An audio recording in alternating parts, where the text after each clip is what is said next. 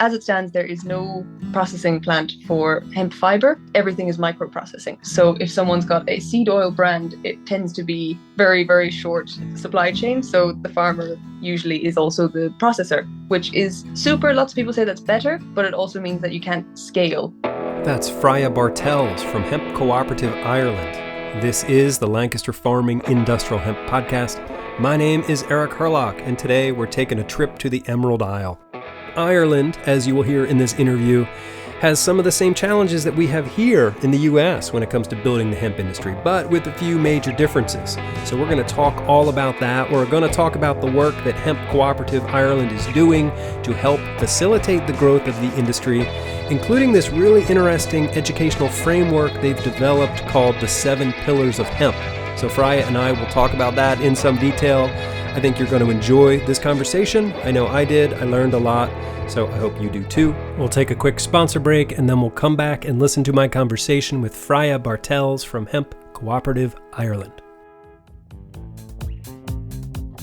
This episode is brought to you in part by IND Hemp in Fort Benton, Montana, where they, just like you, believe in the goodness of hemp. And they also believe in the goodness of telling a good story, which is why they would like you to help support a film project, a documentary film series called One Plant. This documentary has the potential to reach a much wider audience and elevate the message of hemp. It's in production now, and they could really use your support, so please go to oneplant.film and click support.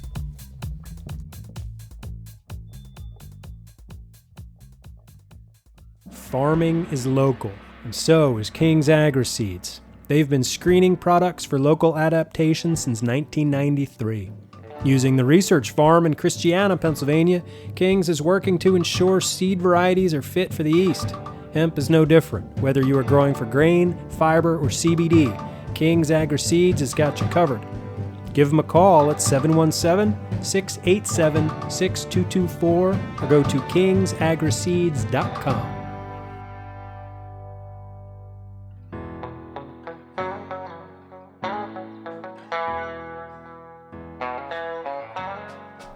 All right, so welcome back. So here we are. This is the last full week of August 2022. And I would like to just point out that around this time, 4 years ago, was when I launched this podcast. So this is sort of my 4th anniversary, right? I kind of feel like I have a bachelor's degree in hemp podcasting now. So anyway, just thought I'd make note of that. Actually, I would like to add to that. You know, over the course of these 4 years, never have I seen the level of excitement and the amount of conversation around fiber and grain like I'm seeing now, right? And that is such an encouraging sign to me. I think the story of industrial hemp is the story of the century. You know, this is the most important agricultural news story, but you know, it's a slow burn. You know, people like the fast news cycles. I'm on a really slow news cycle here. But that's okay, you know, patience is a virtue and good things come to those who wait. Anyway, let's get on with today's show. Let's take a trip to Ireland. Let's talk to Freya.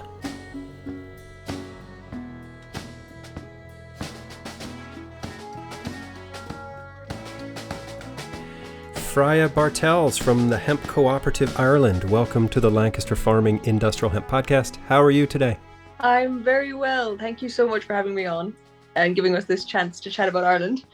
Absolutely. Yeah, I love Ireland. I've been there just once and I can't wait to get back. But I wonder if first you could sort of explain what the Hemp Cooperative Ireland is all about and how it got started. Yeah, no problem. So the Hemp Cooperative is a member-owned cooperative based out of Ireland. So basically what we're trying to do is set up the links that are needed to encourage the hemp industry in Ireland. So we have farmers who are curious about growing hemp. We have, you know, as you know, it's been advertised crazily. Hemp will do 50,000 things and you can make all these products. So there's consumers who would like to buy hemp products. And we don't have the industry or the infrastructure in between. So what the cooperative is trying to do is link those two ends, basically widening the bottleneck that exists there in Ireland.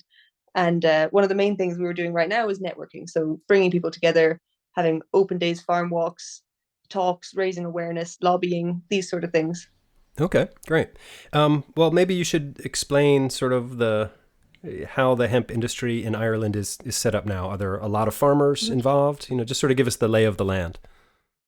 So the cooperative has 150 members at the moment. We had more in the past, and we're sort of fluctuating through because there's people coming and going, and some people are interested, some people are actually farmers. So we think right now we have a fairly solid base of people who are working in the industry.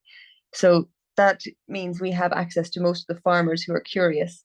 The way the industry is set up is that we have, like I said, we've got people who are interested in buying hemp products. So we'd have architects working with hempcrete, or people who are looking to create a hemp seed oil brand or CBD oil brands, which is a whole other issue.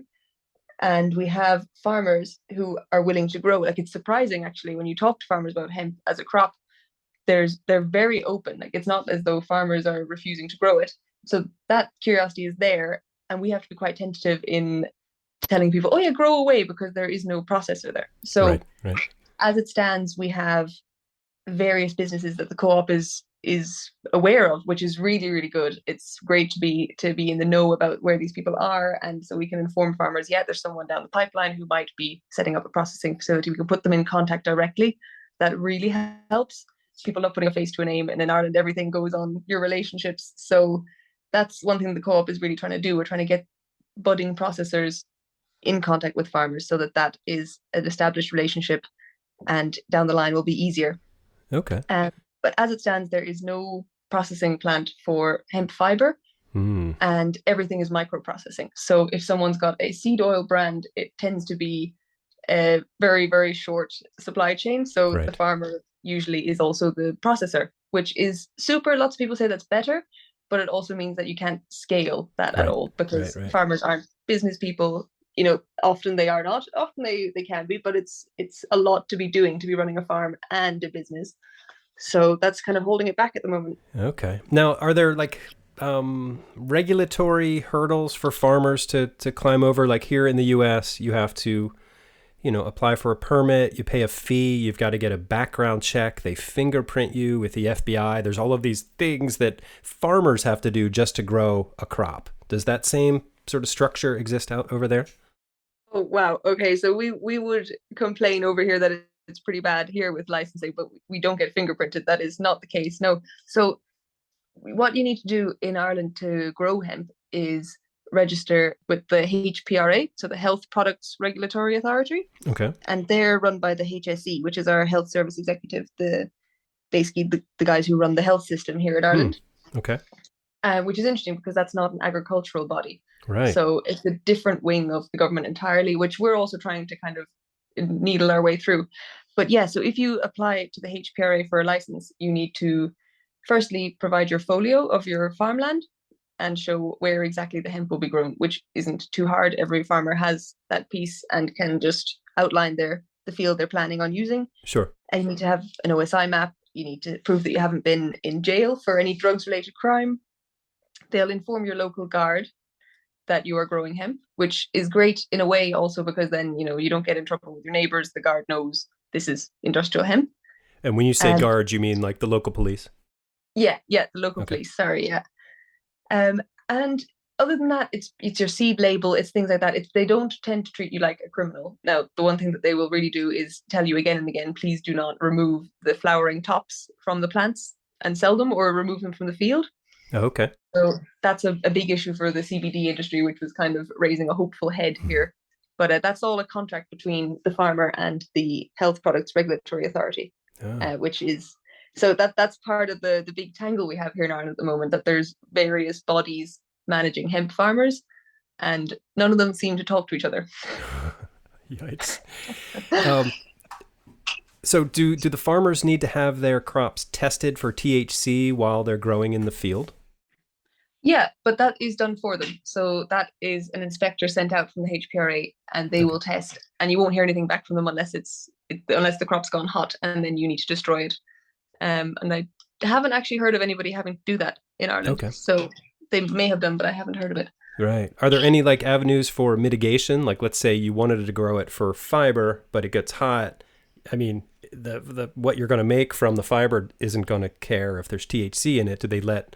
Yeah. Are there any kind of, I don't know, pathways around having to destroy it? Oh gosh, that's way down the line. I mean, that's the kind of thing we really should be thinking about. Mhm. But at the moment, I'm not sure even if the farm insurance has been made aware of that's an option. Okay. Because people don't tend to have an end user for fiber, there's no processing facility here. You Right. can't really say, oh, I had this sorted out. I mean, you can get end user contracts and you should for the license. Right. So you have to have an end user, which can be yourself. Often farmers, like I said, are using the products themselves. Mm-hmm. So if you have an end user agreement and it says on it, I would have gotten 25 grand for this, maybe you could apply for that. But I haven't, again, heard of anybody having to do that. That is a really good point. All right. And so do you think most of your farmers there are growing for cannabinoids? Is there an interest in fiber and grain? I know you said there's no processing or there's only micro processing for seeds, but Yeah. Tell me about what, sort of where the farmers are on that. Yeah. So there's three ways that you can grow the crop. And in Ireland, it's still at such a small scale that most people still think, oh, I could grow one crop and harvest three things. So, there's been articles published that say, oh, you could make 10 grand with your crop because you'll sell for fiber and for flour and for seed. And a farmer who generally, in the west of Ireland, we've got a bit of a tillage scene in the south and east, but we don't in the west of Ireland. So around here, it's a farmer who's used to farming animals, which means no tillage, no ploughing, none of that. I mean, to find a plough here in the west of Ireland, you do have to go pretty far because people don't do that. So then you tell a farmer, oh, it's open and shut. And at the end of the year, you have 10 grand from your acre. Yikes. And there's no thought given to, okay, you need to dry flowers and harvest flowers at the right time and have a processing facility for that. Or with seed, dry and harvesting seeds, what machinery do you need? In the west of Ireland, our gates tend to be too small to allow a combine in. So you need to revamp your whole farm. There's 100 things that farmers aren't told. So if you asked a farmer, what would you grow for? They'd probably all say, oh my God, flour, because that's you get the most money. But it's not that simple.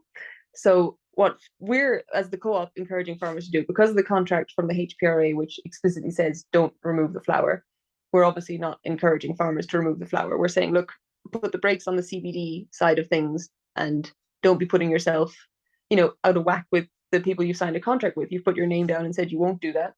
So we're not encouraging them to do anything to do with CBD, which is a massive issue because obviously people want to do that. There's huge demand. It's a bit of an industry growing in Ireland. But that's for individual farmers to decide for themselves and to sort out with the HPRA. So what we encourage them to do is all fiber and seed based. Oh, okay. Yeah, so we have a few farmers who have their own processing facilities, which is great. And there's a couple of companies who individual farmers can get contracts with for pressing a seed oil or soaps and things like this. There's a farmer down south who I know is getting like a hemp hearts machine, to take the husk off the seed, which that'll open up a whole new area. But it's such a young industry. It's totally fledgling. I mean, it's cottage style, really. Everyone's doing it at home or trying to work with each other to set something up. It's really, really slow. Yeah. Yeah. I hear that. So even if they'd like to focus on fiber, they don't have anywhere to go with it at the moment. Is it legal to feed hemp grain to livestock in Ireland? Yes, it is. Yeah, it's on the list of legal things to feed them. Yeah, no, we had a question about this as well from one of the members because obviously you could grow it for that and then you're not allowed to feed it to them. Right. But no, we are. Right. What about in the States? Is that an issue? Here in the U.S., the Food and Drug Administration has determined that hemp hearts are safe for human consumption. There's a category, it's called GRAS, GRAS, stands for generally regarded as safe. So you can feed hemp to your kids, to your parents, or to other humans, right? It's safe for human consumption, but it is illegal to feed it to any livestock that you're then going to, sell commercially, which is insane to me. It's totally insane. Yeah, because the markets would just be there instantaneously if that law were to change. I mean, because historically, chickens have been eating hemp seed for thousands of years. I imagine other livestock too. It's just like, come on, people. It's just the same people people who are saying that it's safe for humans and not safe for animals. Yeah. Yep. What? And That makes no sense. there's this whole like system of testing that they have to go through. Like when you introduce a new ingredient into the livestock like feed, landscape, Mhm. you have to go through and get it tested. And these tests are very expensive, hundreds of $1,000s per test. And it's not just per animal, it's like per subspecies. So like if you are raising, layer hens versus, meat birds, you have to get each of those tested. And it's Oh just my it's gosh. just crazy. So there are a lot of smart people here who realize the potential of this market. There's a group called the Hemp Feed Coalition, and they are working, with state legislative bodies to try to get, the language changed at the state level. Mhm. But really, what we need is some kind of like federal, legislation that changes everything. But there's there's a lot of like money at stake. There's a lot of people who Yeah, are in power now who don't want things to change, but having hemp be a legal livestock feed would just revolutionize everything. It would open up markets for hemp totally. farmers. Yeah. It would give livestock producers a new source of protein. It just like it to me, it's a total no brainer. But here we are. Oh, this is it's like you said, there's money in there somewhere, and it sounds like they've set it up nicely that you can only get into the game with money anyway. So Yeah, yeah. oh gosh. Well, I'm glad that we don't have that issue here. And from talking to you now, it sounds like we have it easier in a lot of ways than you do in the States. Yeah, it sounds like it. The US has only been working with hemp since 2018, according to what you'd read over here. Is that right? That is essentially correct. In 2014, they set up like research pilot programs. At the federal level, there was, they allowed states to come up with their own research programs where you could have farmers in your state growing hemp, but it wasn't like commercially legal. In 2018, yes, they changed the law, and there was something we have called the Farm Bill. So the Farm Bill legalized hemp as a commodity crop. And when that happened, I was excited because I thought that was going to usher in this golden age of, making everything out of plants and sequestering carbon and, shifting the paradigm a bit. Yes. But what happened was everybody got into CBD. They had dollar signs in their eyes and they're like, oh, I'm going to make $50,000 per acre. And in Yes. 2019, everybody grew CBD, and a lot of them still have it, stored in their barns. It was just like a total boom and bust. So, Absolutely. Yeah. Yeah. And that's kind of what we were hearing about over here, just mhm. looking over, we're like, oh my gosh, look at them there growing away like mad. They're whatever, hundreds of thousands of hectares of hemp, probably Yeah, fantastic. And then the Irish, we would tend to say, gosh, you're in the EU, everything is legal and you can grow it willy nilly. And same thing in the US. That is kind of the first opinion that when you start reading into it, you realize that everybody has their own difficulties. And to be honest, it sounds like you guys have almost more issues than we do at the moment. oh, it's a mess. So I mean, the political landscape of the U.S. right now doesn't help either. Just our yeah, government is just it's a big mess. Um, we'll just leave it there right now. we'll leave it there. Yeah, We will not get into that. That could take forever. it's a But big can of worms. big Uh, can of worms. No, so the yes. CBD thing over here is a mess as well. I think for different reasons than in the States. Mhm. Mainly here, like I was saying, because our the regulatory bodies don't speak to each other. So it's I don't know how it is in the States in the field. We're allowed to have 0.2% THC in the plant. Oh, If you're underneath that, you're good to grow. You can keep growing until the end. okay. Um, and then once it's out of the field, 0.2% THC counts as THC at all.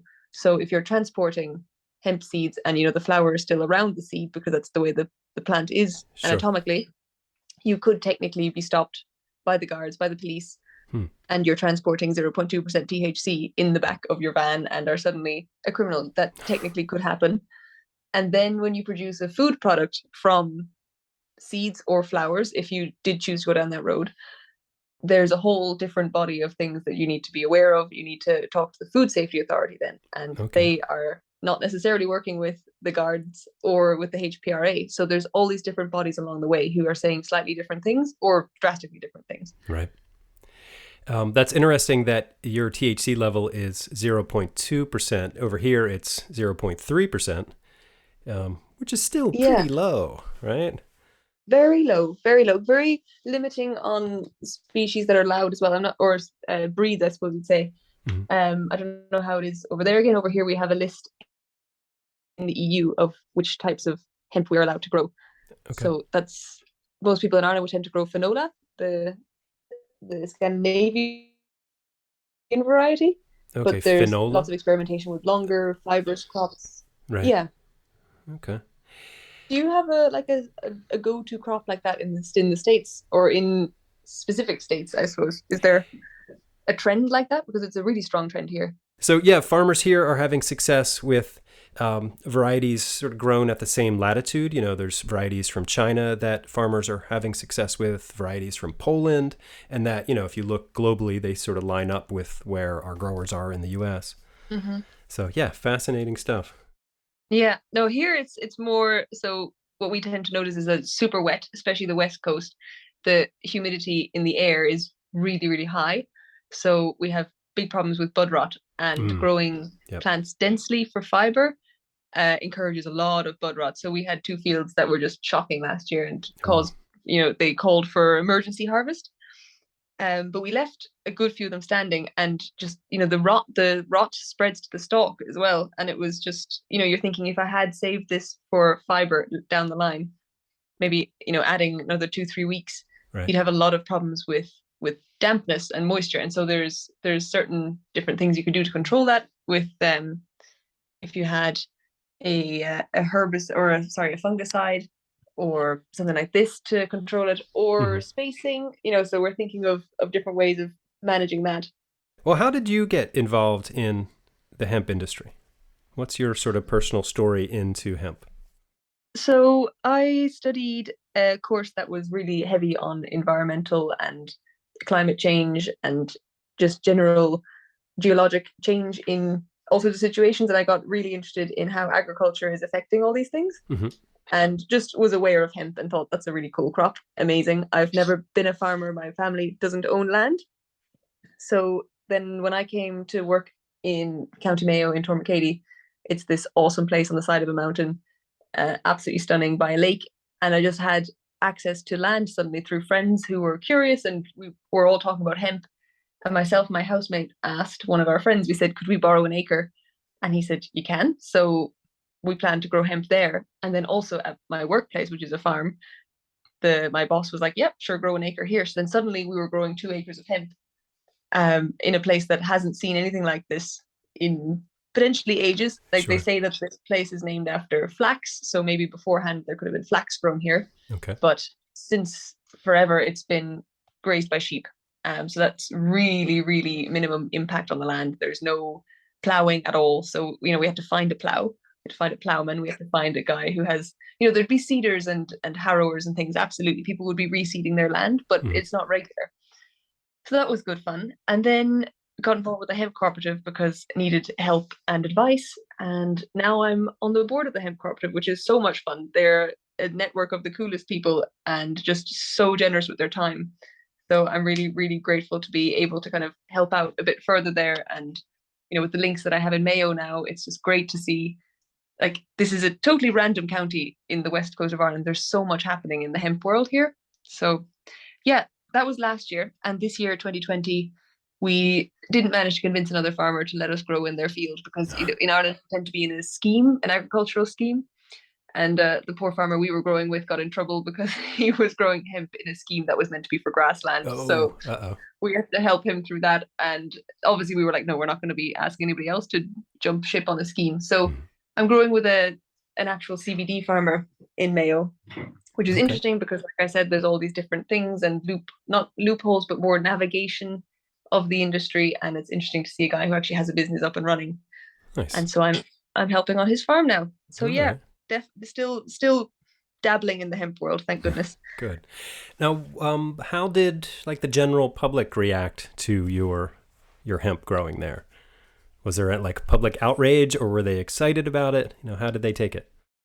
Oh, various ways. So the interesting thing is there's two or three real industrial farmers here. I don't know if you'd call it that way in America at all. Like, the animals are outdoors having a great time, absolutely. But these guys are really serious about farming, and it would be, it's large number of animals, big sheds. They're thinking of how can I make this a sustainable business and make profit from my land. So that I would categorize as a slightly different kind of farmer to, maybe the other kinds of farmers here might be part-time, more relaxed.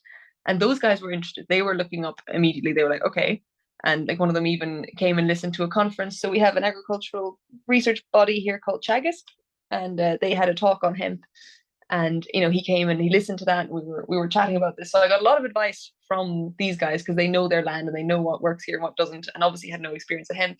So that was positive at first. Okay. Then as soon as they learned that there's no processing and there's nowhere to go with it, they're like, this is ridiculous. You wouldn't raise cattle and not have a slaughterhouse to bring them to. Like, what are you doing? This isn't an industry. This is hippies. It's wishy-washy, which I thought was totally fair. And I love that they're no nonsense. Yep. First reaction was, okay, great. Here's something that could make money. And the second one was, well, why are you growing it if there's nowhere to go? Which basically highlights exactly what a farmer will think. Right. It's like you're putting the cart before the horse. Totally. And then obviously the processor's thinking, well, there's no one growing it, so why do I need to build up my facility?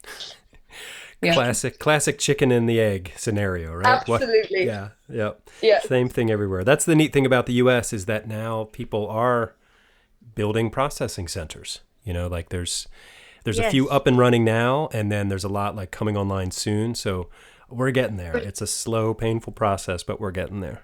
And have you talked to anybody who's running one of these and has farmers supplying them, and like kind of the logistics of that? Because I think that's a big thing out here as well. You have a facility, but then you only have a harvest once a year. I suppose there's all sorts of things to consider there.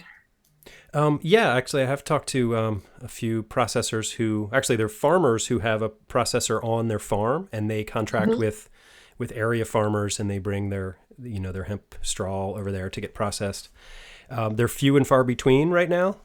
But there is this great equipment manufacturer located in Colorado. They're called Formation Ag, and they build this decorticator. Like, it's not small, but it's not like one of the $5 million machines. It's like you could set it up on your farm and you could do on-farm processing. So there's been a few people around the country who are installing these systems, and they're sort of jump-starting their local hemp industry. That's fantastic. Yeah, and then I've also talked to processors who have like big facilities. Like I've gotten to know the folks out in Montana called IND Hemp, and they have a giant fiber processing center and a great big seed crushing facility, and they contract with farmers. But it's tough for them because they have to compete with other commodity prices. Like this year, they didn't get as many grain farmers on board because the wheat prices are way up. So it's like the farmers are like, well, why would I grow that for this much, a bushel when I could get this price for what I know how to grow already? So it's got its challenges for sure. Absolutely. Yeah. Yeah.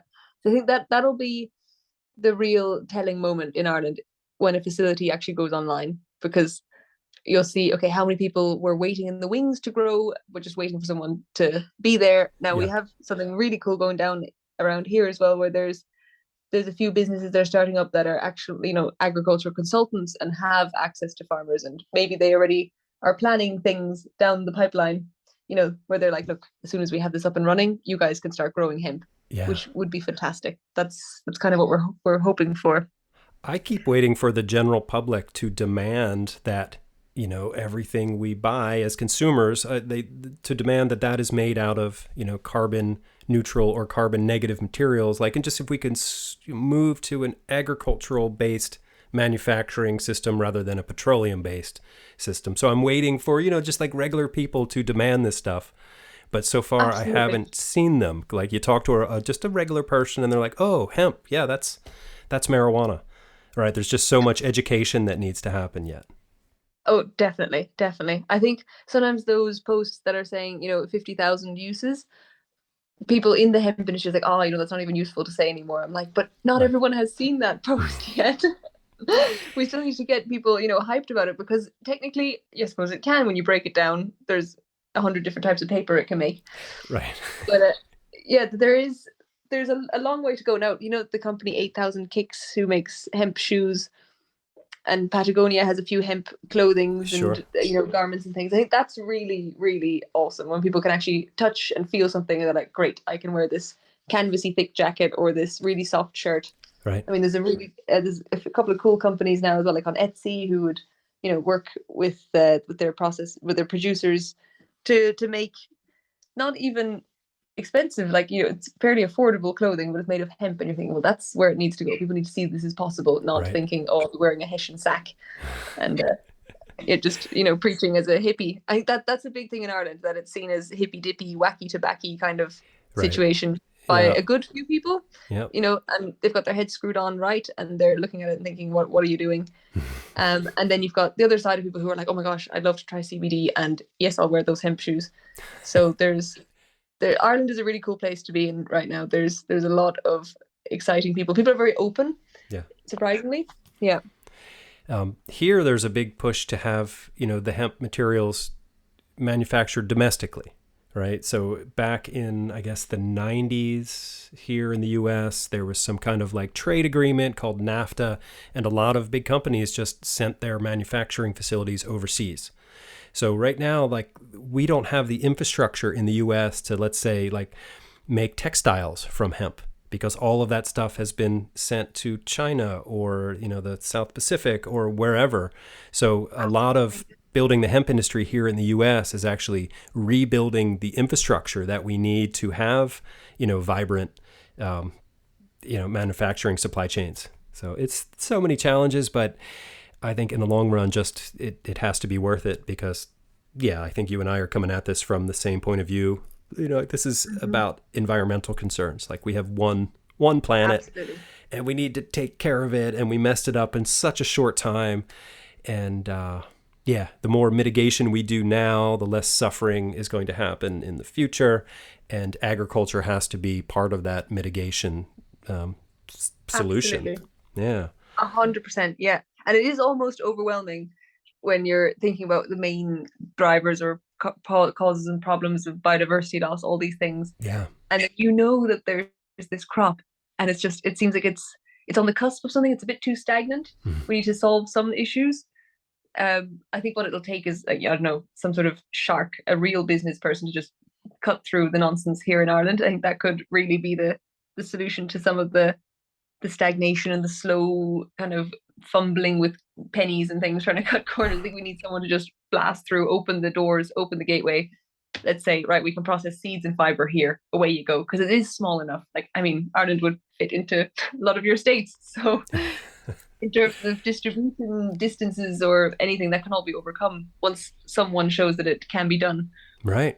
Yeah. So if there's some Irish billionaire out there listening, you could make a difference to your home country, right? Move in there. This is it. Yeah, this is the chance, Irish billionaire. Yeah. You will take his billionaire from anywhere, really. Yes. We'll import one from your your neck of the woods. No billionaires turned away. Yes, we accept all billionaires. Ireland's motto. And there's a lot of them out there, right? There's a lot of money out there. I mean, I don't have any of it, but people do. No. And what are we doing wrong? And, well, I don't know if we are doing anything wrong. That's a whole different thing. But the people with the money, like, maybe they want to make a difference. Maybe they're waiting for that right chance to, put their hard-earned or inherited money to work for the betterment of the planet. So yeah, I think there's stuff like that going on. I swear it's an understanding of how finance and business and these whole worlds work that is missing at the moment, because we have all the ideology, we have the vision. If someone was breaking this down as a business plan, they're like, you've got all of the reasons for doing this, you've got the long-term passion to sustain you through, you just don't have your quarterly goals worked out, you don't know how to go from here. That's definitely what's missing. And I think people look at short-term profits, right? And that screws everything up. That's sort of how we got into this mess in the first place. I feel like we need to find a way to, have something that's more valuable than money, right? Can we convince people with money that, no, wait, there's something more valuable than money? Yeah. Yeah. So yeah, Slowly but surely.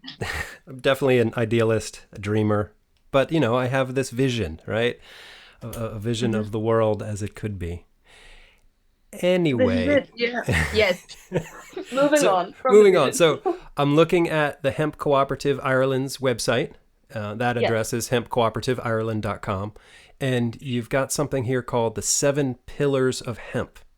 And this to me sounds amazing. Can you explain what these 7 pillars of hemp are? Yeah, so we've pretty much been going over that as well there with the way the conversation's going. It's a way of dividing the overwhelming benefits of hemp down into this more kind of it's chapters on what hemp can do for you. So Okay. I actually have it open here as well. So you've got personal well-being. So that ties into the environmental benefits, into the benefits of eating good, clean food, living in a hempcrete house, kind of the connection, the rural connection, all of that is encompassed in personal well-being, but also the CBD aspect of things. Medicinal stuff. Yep. Um, Absolutely, like cannabinoids, consuming hemp-based products. Everybody knows that is an area that is under massive scrutiny at the moment for Sure. being ridiculously beneficial for humans. So yeah, then we've got food and beverage, which is Pretty I think going to self-explanatory. be Yeah. pretty self-explanatory, but I think it's going to be bigger down the line because there's in the EU there's this protein sort of drive at the moment, trying to find sources of good clean protein, and hemp is Is good. fantastic Yeah. for that. Oh my Yep. gosh, omega 3s, omega 6s, seeds, absolutely. Their carbon sequestering is another of the pillars, and that's also fairly self-explanatory. But for those who don't know, hemp it's a fairly leaky plant, so when it forms carbohydrates and sequesters carbon into the stalk, it also leaches a lot into the soil. So you're losing 30% down there, and that can be hugely beneficial for a farmer who is trying to measure their soil carbon. And Hmm. we're working with carbon credits down the line could be a huge part of farming. We're not sure how good or bad that will look for the farmer down the line, but hopefully it'll be a positive way of encouraging more sustainable farming practices. So Yep. hemp Yep. is a massive part of that. And on the Irish website here, we have rural regeneration in there, and that's probably a big problem globally. Absolutely, I'd say in America as well. But here in Ireland, there's a thing happening called the brain drain, which maybe through the pandemic was helped. But people moving to cities or immigrating abroad, young Yeah. people especially, and just towns and villages losing their vibrancy.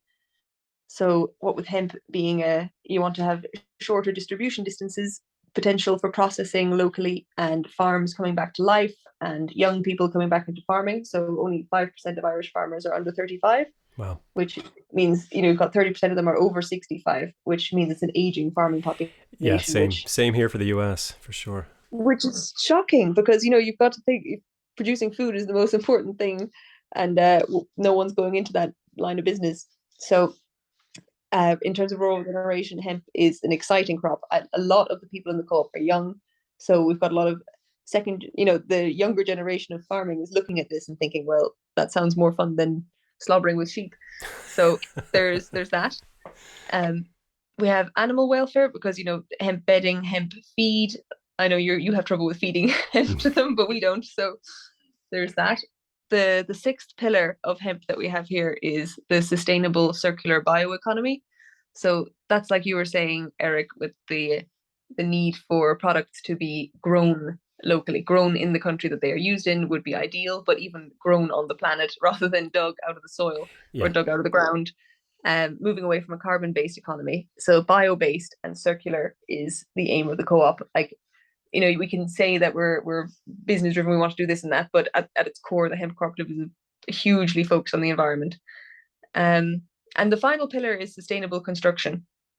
So what that means is using hemp products in building. So we would be very encouraging of people to go exploring with hempcrete at the moment. So mixing hemp hurd and hemp shiv with a lime binder to produce an insulation, or down the line as well, maybe a load bearing block. But not yet. There's no That's load bearing yet in hempcrete. no, exactly. And oh my gosh, the things aren't certified. No, this is all very much still in the exploratory phase here in Hmm. Ireland as well. Yeah. Absolutely. And like you were saying, with getting certification for feeds, getting certification for building products is an even bigger palaver. Right. So, if we wanted this to be part of the, any sort of scheme. If someone wanted to say, I want to insulate my house, and they could apply for funding to get hempcrete used rather than a plastic or that sort of an insulation, Yeah. we would have everything certified. And that's a huge hurdle. Yeah, same here. We've got a group called the U.S. Hemp Building Association that they're trying to get hempcrete approved, for the different codes. And, I don't understand how it all works, but luckily there's people out there who do, and they're trying to get it figured out to make it easier for people who want to build a hempcrete home to just build a hempcrete home. Exactly. Yeah, because right now there's, you can't get your home insured, but you're thinking, right, if this isn't really on the list of sustainable products I can use, then what's really going on here? I think for a consumer, they want it to be plain and simple. And if you can have all the certification, all the boxes ticked, it's just much better. All right. So those are wonderful pillars of hemp. I appreciate you walking us through those. I think I jogged us through some of them, but anyway, that's the overview. That's sure anyone who's listening to this podcast knows there's a million reasons to love hemp, but I think that's what the website is aiming to do. The hemp cooperatives, because they're breaking it down into nice bite-sized chunks. Right. Getting back to the hemp-fed meat, when so you can feed hemp to livestock. There, are there meat producers that then market their meat as like hemp fed, right? Could I buy some? No? No, not yet. Okay. Not yet. So we'd have farmers absolutely who on their own land, if they're growing hemp, use the seeds for their chickens. We have a guy who's interested in that in actually here in Galway. And there's farmers who are growing hemp and using that to feed their livestock, but it's not advertised necessarily. Okay. So yeah, there's a guy who's making meat boxes, and he writes on there that they are hemp fed, but no, not on a large scale. So it sounds like Ireland has some similar issues that we have here in the US, but also sounds like you're in a different place. And I appreciate hearing about it, Freya. Thank you. Oh, thank you so much for letting this be a back and forth. I feel like I learned a lot. Good. Well, do you have other questions for me? Not really. I suppose one of the big ones would be, what would you have to say to a lot of the Irish farmers and producers and things who would look over at the States and say, you're miles ahead of the rest of us? Do you think that's the case now from having chatted a bit with Irish people? I would not say we're miles ahead. It sounds like there are some aspects of our industry that are ahead. We still have a ton of legal challenges, right? And there's what's happening now, I think, in the U.S. hemp industry. It's like there's this split that's happening between, the industrial uses, the fiber and the grain, and then sort of the medicinal side of things on the cannabinoid side.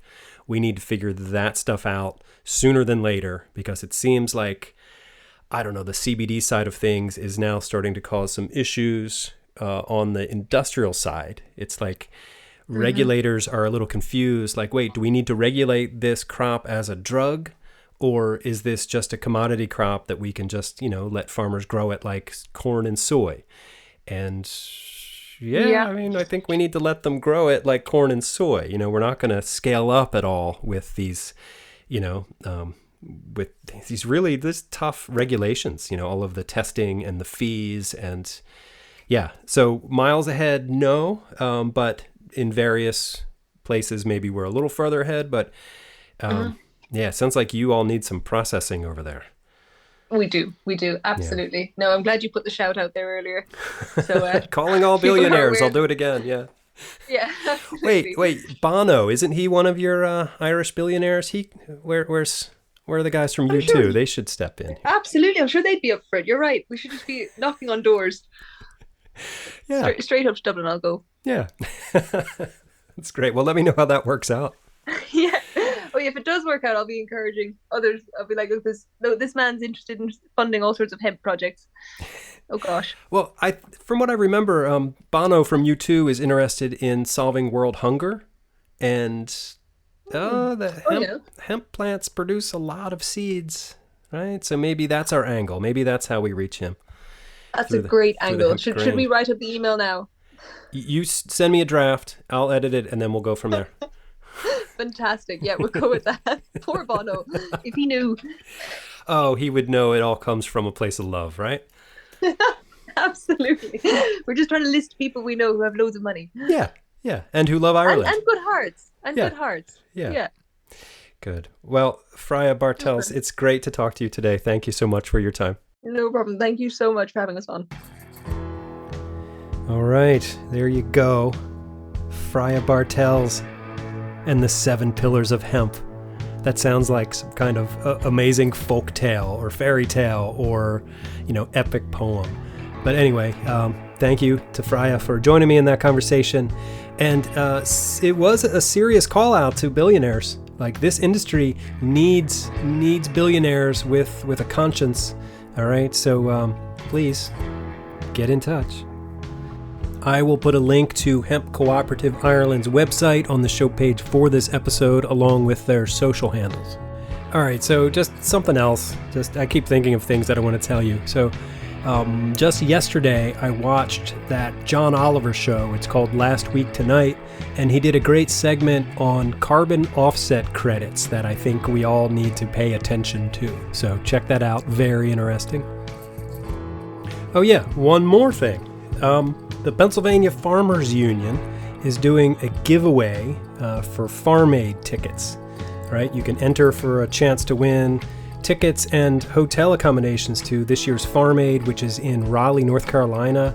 And great lineup this year. Willie Nelson, of course, John Mellencamp, Dave Matthews Band, Margot Price, Chris Stapleton, Sheryl Crow, on and on and on like that. So I'll have a link to that giveaway on the show page for this episode at lancasterfarming.com, but it's the Pennsylvania Farmers Union doing a giveaway for Farm Aid tickets. All right, so that's enough from me, I guess. My name is Eric Herlock. I am the digital editor at Lancaster Farming Newspaper, the greatest agricultural newspaper in the world. Check us out online at lancasterfarming.com, where you can sign up for our newsletter, and you can also sign up for a subscription where we will actually send you a physical newspaper. Remember those? Yes, we still make those. If you have any questions or comments or concerns or story ideas, or maybe you would like to become a sponsor of our show, maybe you find what I'm doing here to be valuable and you would like to see it continue, we are currently looking for underwriters and sponsors, so please get in touch with me. You can email me directly at podcast@lancasterfarming.com. I look forward to hearing from you. I absolutely love to get emails from listeners. So, all right, until next time, I will see you in the newspaper.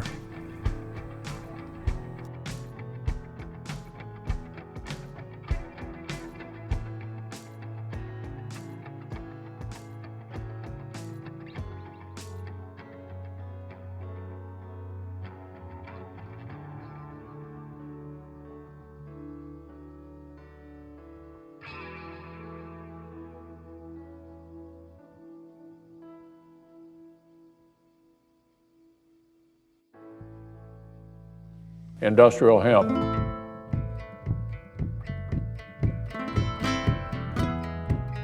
Season 2, Episode 33 is copyright 2022 by Lancaster Farming Newspaper, part of the Steinman Communications family. Today's show was written and recorded, edited and produced by Eric Herlock. The music you hear throughout the show is courtesy of Tin Bird Shadow.